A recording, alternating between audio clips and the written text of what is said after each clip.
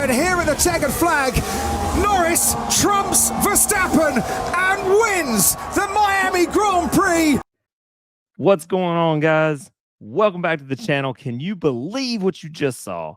That's the first time Lando Norris ever won a race. Let's go. Dude, it was awesome. But there's so much to unpack here, right? So, yeah, man. For there those was a of journey you listening, getting there, right? yeah, it was a journey getting there. But for those of you listening or watching, one of us at the last minute decided to go to the race, and the other one didn't pull the trigger. Yeah, my wife's still mad at me about that. I mean, I will say, Dude. right? I decided gosh, on man. Tuesday that I was going to go. And Dude. Did you get a discount on the tickets going that late and stuff, or how'd that work out for you? Yes, I did. So I got my tickets through F1 tickets, right? Okay. And they were, substantially discounted. I will say when I bought them, like I bought them on Tuesday, knowing the race was knowing the race was Friday, right? That the qualifying and everything was Friday, and they didn't issue my tickets right away. And, oh man, and I was like, oh no, like what's I didn't even left the house yet. Oh, right. I was like, oh no, they like what's happening. And then the next day, they sent me an email that said that my tickets would not come via email, that they'd be available in a separate app, but it didn't tell me what the app was. What? Oh, I was stressed out. I was stressed out. I bet, man. Oh my God. So apparently in the US, the tickets are tied into Ticketmaster. Okay. And they work on a Miami F1 app, right? Okay. And so they we're load supposed to know that instantly, right? But there wasn't any direction to tell you that ahead of time. So I was freaking out a little bit, right? And then the day before I went down there, because I went down there on Thursday. So Wednesday, I got an email that said that my tickets had been upgraded because I originally bought Marina tickets, and they put me in turn 18, right? Is that an upgrade? I've never been to the track before, so I don't know if it's an upgrade or not, right? All I know is that turn 18 is the last turn before the straightaway. They go down to the start-finish line, right? Okay. So there was some good There was some good overtaking. Yeah. It was at the end of the straightaway, right? Yeah. So there's some good overtaking there. We had a big screen in front of us. The only complaint I had was so there's an awning over the stadium seating. Right. And it only goes about halfway. I was one row in front of the awning. Into the sun. Well, so the crazy part was most of the day I was fine. Right. But during the race, like 3-4 o'clock, the sun would start to come over the awning and it would be like right on top of me. And you could almost see a line of shade one row behind me. And I was like, I was like, really? Like, how'd I get this seat? You bought the special ticket to be in the awning, correct? I bought the ticket just to be like in the grandstands. Right. I didn't get to pick the seat, and I knew that the grandstands I picked had an awning. This grandstands had an awning too, but I didn't know like where I was going to sit. But I can't complain. I mean, it was a great seat. It was a great view. You saw them coming down that big straight. You saw them, turning in, and some of them would, late break and overtake and then go down to the front. So, I mean, so you got a lot of action in that spot. Lots of action. That's lots always of action. Nice. And I got to see, Lando make the final push right into the, right into the start finish line. Right. Think about what it means to McLaren too. Yeah. Sprint races all very well, but Grand Prix win. I've been to Woking, I've seen the accolades, and they're long, long last. So now you went to your first Indy race with us. Is that right? At Barber. The week before that. Yeah. So what, in comparison, the experience at least, so what would you say was better? Right. There's not even a competition. The F1 was way better. Really? By far. Even with the access that we had. Okay. Even with the access that we had, which was limited, right?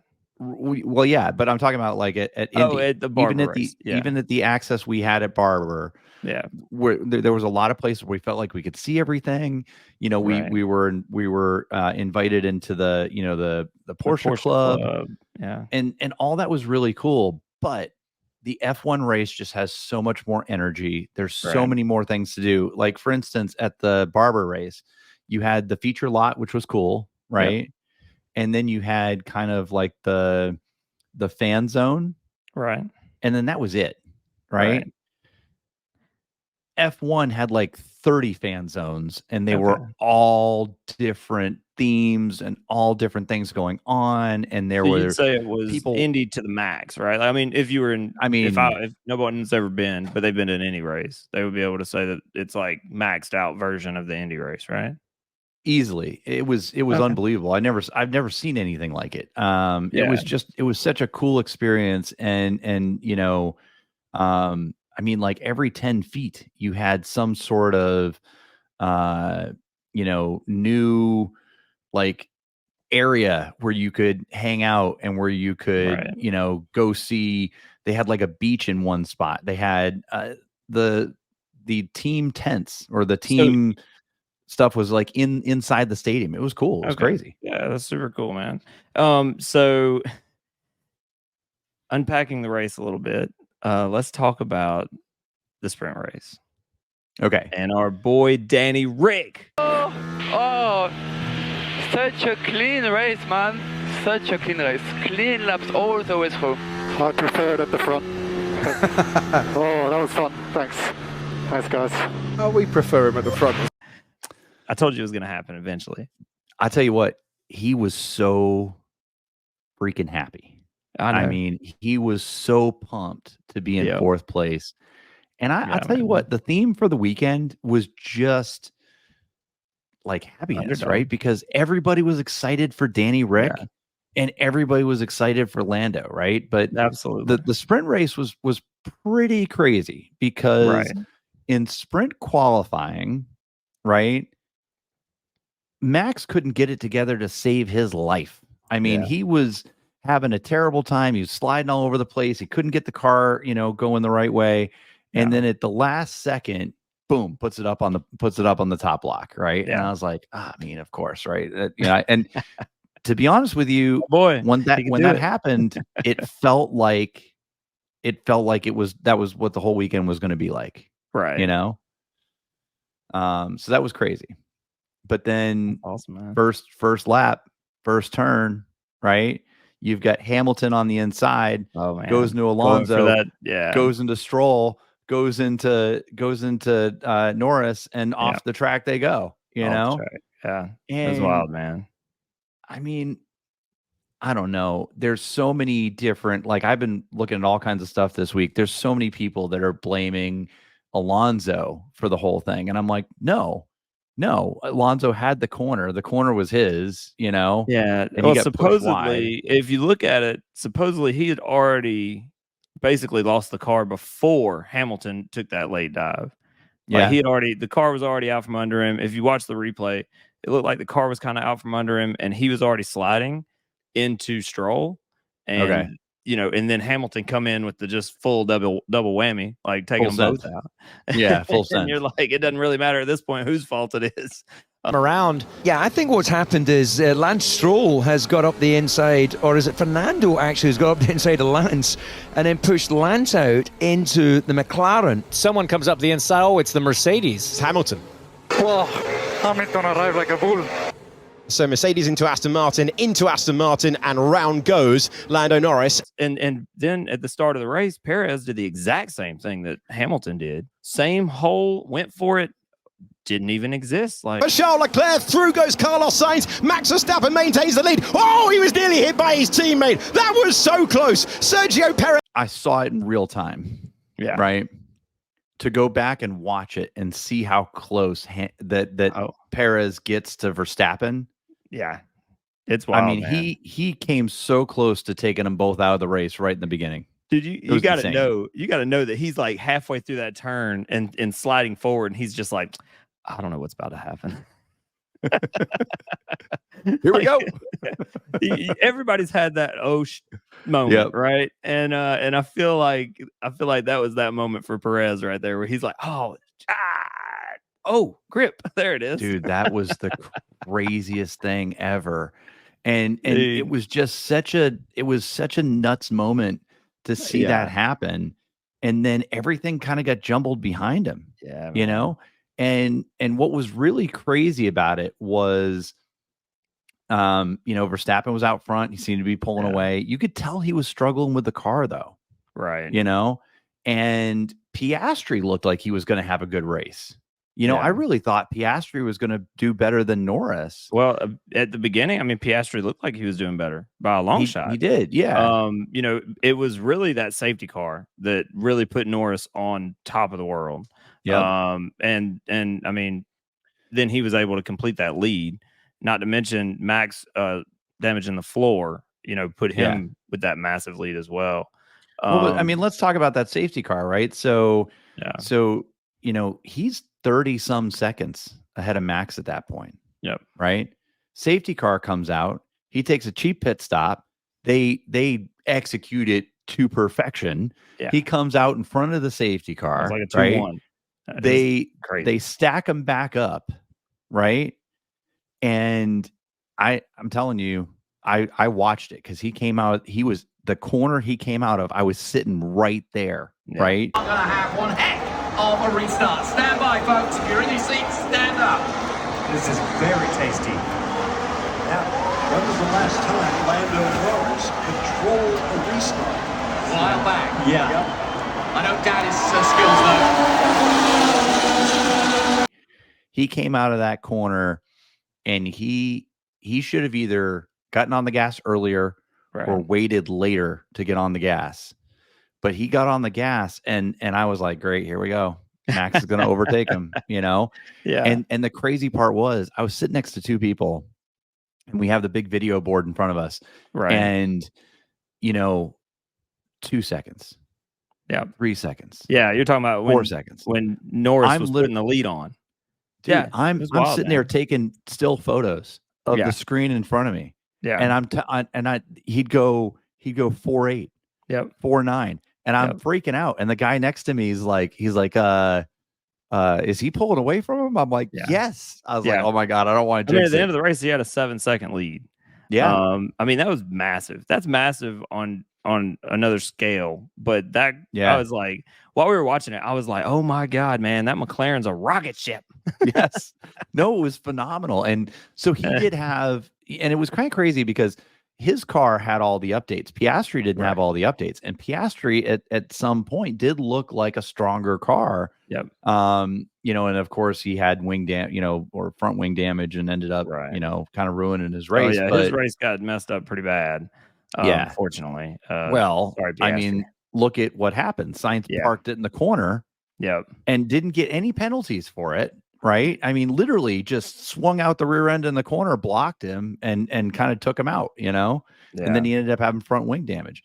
But man, what a crazy series of events. But speaking of penalties. Oh, K-Mag, man. K-Mag. I mean, K-Mag, what do you have? Like penalty. Oh, hit me with another one. Penalty. Dude, it was crazy. I cannot get over the fact they were just throwing penalties at him. Yeah, and the funniest part about him was they interviewed Hamilton at the end, and they said to Hamilton that when they had talked to K-Mag that he was like, yeah, I earned every one of those. Unvoted. Yeah, they were fair. All the penalties were fair, but I had to do my thing to protect Nico, make the space. Same story as Jeddah. So I got some penalties. We got some points as a team. Kind of sucks for me, but because I think we could have probably just finished there. Both cars have played the game together, kept me in the DRS, but Nico cut the chicane at one point and broke the DRS, and then I was vulnerable to Lewis. Started fighting with him, lost ground to Nico, and Hamilton was like, I appreciate him taking ownership of that. I appreciate him saying that. Yeah. Yeah. I'm going to tell you what, man, this race weekend, even though I wasn't there, was an awesome race weekend. 100%. Like, we had a great time. We did end up going to a local bar. It's called Plaza. And if you ever come in town, we'll take you there, but it's got great parking. So we took the Viper, parked it out front, and we had some friends come join us. The bar put it on every TV. So F1 awesome. And turned the whole place into an F1 party. whether you liked it or not. And it was great, man. And the drinks were decent priced. We had a good time. We started out. So the only thing that I like to watch, like pre-race, like all of that stuff. Yeah. And one of the things that was funny, I'm sitting there watching the pre-race on my phone because they don't have it up yet. They're watching something else. Right. And I'm watching the pre-race on my phone, and it's an interview with Norris, and he's talking about McLaren, and he's like, I just feel like this is the team I want to be with. And I feel like, I'm going to go the furthest with them. They've been there since the beginning. Yep. And, and all of that. And we kind of know the story, but a lot of people don't. But Zach Brown has always been part of Norris's career. Yeah. Ever since he started in karting. And so when I'm watching all that, and I'm like telling him, I'm like, look, Norris ain't going nowhere. He's staying with McLaren. He'll get that win there. And sure enough, it's that day that he gets it. I'm like, so nice. Speaking of crazy coincidences, right? So first of all, I'm at the airport with like an hour to kill. Hadn't eaten, decided to go to PF Chang's and get some food. And I get the table like overlooking all the planes and everything. It was legit. It was very, very relaxing. Had plenty of time. They bring over the fortune cookie. I crack it open, and it says on the fortune cookie, "Victory is around the corner." Yep. And what I sent that. Awesome. It was, the crazy part was I sent it to a friend of mine, and they were like, "Oh, maybe the person you're pulling for will win this weekend." And I was like, "I'd like to see Fernando win, but I really think Lando's got the best chance to win this weekend." And then I sent that same thing to you and your wife. And what did Jessica say? Oh, she come back, man. Lando. And then I'm like, yes, Lando. And dude, sure enough, that was so crazy. It, I'm not superstitious, but I think I'm a little your stitious. PF change experience must have been the one to get it. But I'm a little stitious. Oh man, that's awesome, dude. The only thing I'm upset about is that we didn't go to the race. Like, so let me tell you. Okay, let me tell you this, right? I'm sad that you didn't go to the race too. However, when we can go next year, we will go next year together. However, let me just tell you guys this. When I went to a Formula One race in Italy, I mean, everything was relatively normal price. Food was not bad. Drinks were not bad. If you got an energy drink, it was about what you pay for an energy drink, right? The merchandise wasn't bad. I ended up buying my son a Red Bull hat from there, and it was about the equivalent of like 45, almost $50 US, right? That's fair. That's what I would expect to pay for stuff like that. It wasn't bad. When you and I went to the Indy race, it was still right. High. I mean, some of the stuff. Well, it was, but I bought that Pato Award hat signed for $50, right? Yeah. They were selling F1 polos, like the one I'm wearing right now, the Lando Norris one I'm wearing right now. That was $100, right? Right. I got this for like $49, not from the F1 store. Right. At Miami, I got there and I'm like, you know what? I want to have a hat because I don't want to be, have the sun beating down on me all day. Right. And, thank goodness I had my two car guys hat, so that was fine. Boom, baby. That's right. That's right. I wanted to have check it out on the merch store, people. I wanted to have a hat, and I'm like, all right, I'm gonna wear my two car guys hat. But I was like, you know what? I'm gonna get a McLaren hat. John, $110 for a baseball cap. This polo right here at the race is $220. I mean, it's insane. So I don't Waters have a response for this. No, they were selling Waters in metal containers. They were $6 a piece, right? Okay. I got a water and a hot dog, and it was like $24. Oh my God. And the craziest part was for those of you who know me, I'm not a big drinker, but like Miami Vice and like Lava Flow, they call them in Hawaii. I just like them. They, it's like a strawberry daiquiri. Well, it's like strawberry and like a pina colada, right? Mixed together. Yeah. And it's really good. And so I was walking through the beach section, right? Yeah. And I'm like, they had beach chairs. They had sand everywhere. It felt like everything was like a tiki hut. It was really cool. And they've got mixed drinks. And I'm like, you know what? When in Rome, right? I'm going to grab one. And so I go over and I get one, and it's like, make it a Miami Vice. And I was like, done. Right. Nice. And I go up there and she mixes it for me, and she hands me the scanner, and she goes, gratuities included, it's $34. And I was like, I'm sorry, what? I'm just going to consider that I tipped you 30 and appreciate you. Dude, $34. Dude, that's a trip that would make me not drink while I'm there. I mean, but the thing is, and I will say this, so parking wasn't bad. Actually, parking was pretty decent. It was, if you parked where I parked in lots 34. Did they have a car corral? That's something I always wondered. Like, no, they don't have the same kind of thing. No, nothing like that. No, I mean, so if you were part of that, they had a Ferrari club that did a Ferrari parade lap, and they had, oh my dude, it was awesome. They had a couple LaFerraris that and they did a parade lap on the track. So they had a couple LaFerraris, they had a couple of the F12 Tour de France. They had 2 of the Daytona SP3s, which is this car right here. Yeah, very cool. So they had a lot of really cool, and they had a bunch of the 296s. Right. It was pretty cool. I actually saw them on the highway coming to the race. They had a police escort, and then when they got to the race, they did a lap, which was pretty cool. Yeah. The part where I lost my mind, I don't think I told you this, but I stayed just south of Hollywood, and I stayed in a decent hotel. It was perfect location. Yeah. It took me about 20 minutes to get to the track. I kind of went the back way, and I basically drove right into the parking lot. Nice. Parking was $75 a day. If you park closer, it was $225 a day.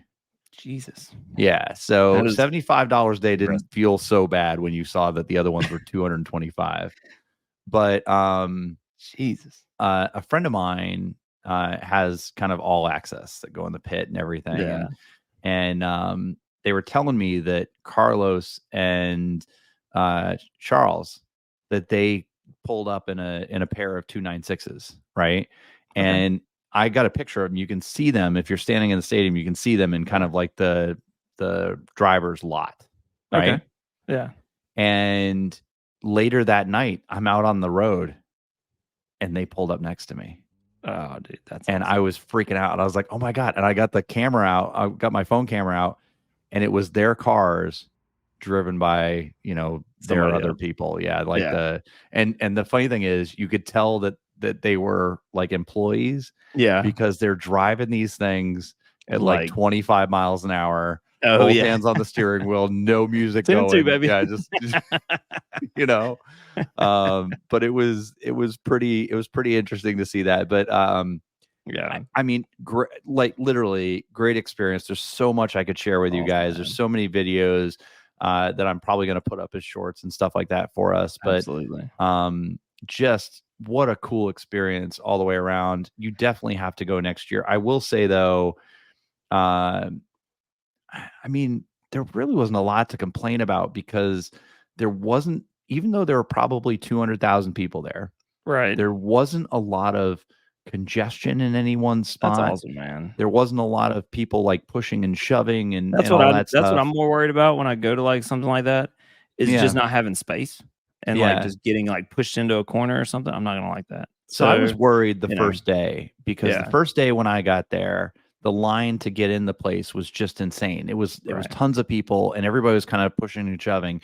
The second day and the third day, the day of the race, I got out of the car. I walked probably 4 blocks maybe to get, from where I parked the car to the gate. Right. I didn't even break stride going through the gate. I walked right up to the gate, walked right through the metal detector, and scanned my ticket and walked right out the other side. It was pretty cool. They didn't have a car corral per se, right? But they did have a couple cars. They had a Lamborghini Aventador. They had an Aston Martin F1 Vantage like mine, right? And then they had a car that I hadn't heard of. I took a picture of it, and then they had a 911 GT3 RS. So to wrap it up, what are 5 of your favorite things from the F1 race and 5 of your favorite things from the Indy race? All right, let's start with Indy, right? So my favorite thing from Indy was kind of the car corral, because we all get to go and kind of, see some cars I hadn't seen a lot. It was really cool to park the cars together. Yeah. It was really cool to see a Ferrari Enzo.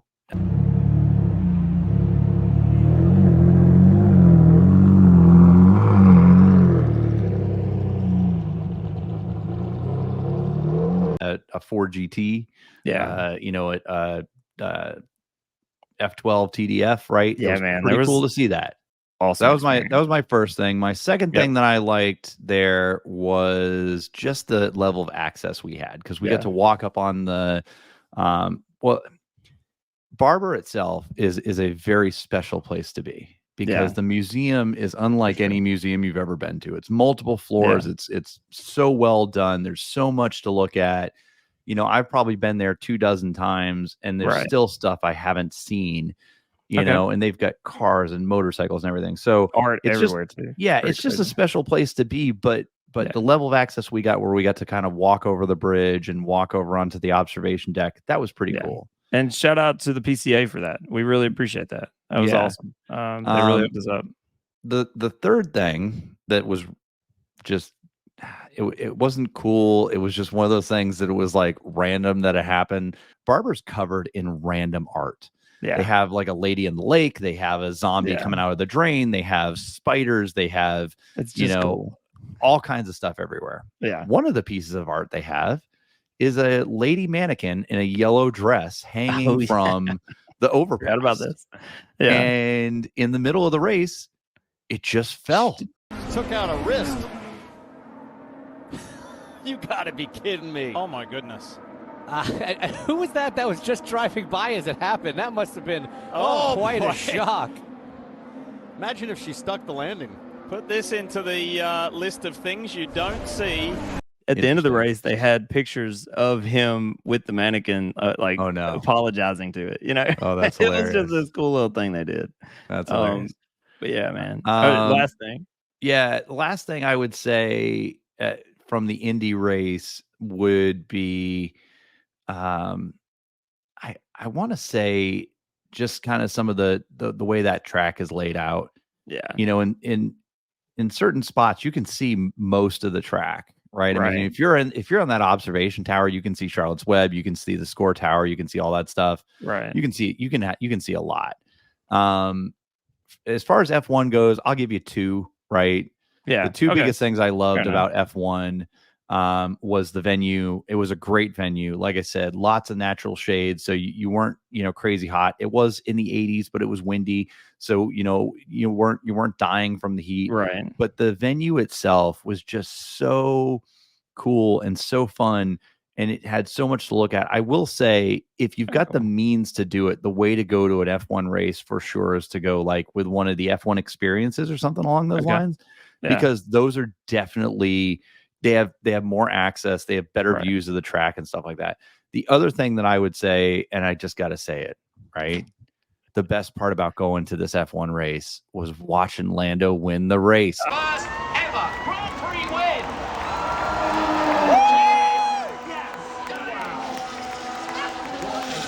I was so excited for him. And, I'm so jealous of that. It was crazy because everybody came up to Lando at the end. Drivers, mechanics, team principals were all congratulating him and telling him this has been long overdue. Look, he's a good guy when everybody likes him. Yeah. And that, everybody's wanted that win, right? Yep. They want it for him. So it's so awesome that he finally got it, and he got to do it right there in Miami, man, which is super, super cool. I will give you a quick little bonus. It's something that came out after the race. Okay.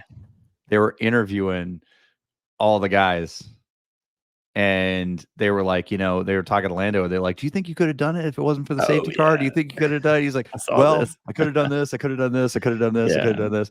And Max's response was, and literally says one of the greatest lines I've ever heard. I didn't know what the gap was, to be honest, before the safety car. How far were you behind me? It would have been tough. I would have had to overtake 2 Ferraris, Red Bull, Oscar.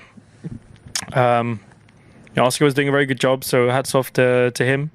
But it's always if right. If my mom had balls, she would be my dad. So, yeah. Yeah, it's how it goes to racing. Sometimes it works out for you, sometimes it doesn't. Lando could barely keep it together. It was hilarious, man. I loved it. It was wild, man. Everything totally awesome. Yeah. So the next race is the Emilia Romagna in Italy, and it is going to be super cool. I'm interested to see just the energy that's coming out of Miami going into this next race. Absolutely. And how everybody is going to be pumped up. I'm telling you right now, Lando and Piastri are a force to be reckoned with. And if Piastri did that good without the upgrades, wait until he gets the upgrades on that car. Imagine if McLaren just starts shoving upgrades onto that car, dude. It's going to be sick. It's going to be awesome, man. I can't wait. Yeah. I can't wait. Well, hey, everybody. Thank you again. This was an awesome experience. Next year, John and I are going to be there in person. It's going to be amazing. Let's go. We've got one more race coming up this year that I will be at in person, and I'm trying to convince John and Jessica to go with me as well. So we'll see. I don't know that I'll be able to talk my wife out of not going, being that we didn't make this last one. So hopefully it's not a snooze fest. Yeah, we will see what happens. But for everybody who's listening, for everybody who is subscribed, for everybody we appreciate who has clicked that bell, we appreciate you guys. Appreciate you guys. Talk to you soon. See you soon. Peace. Peace.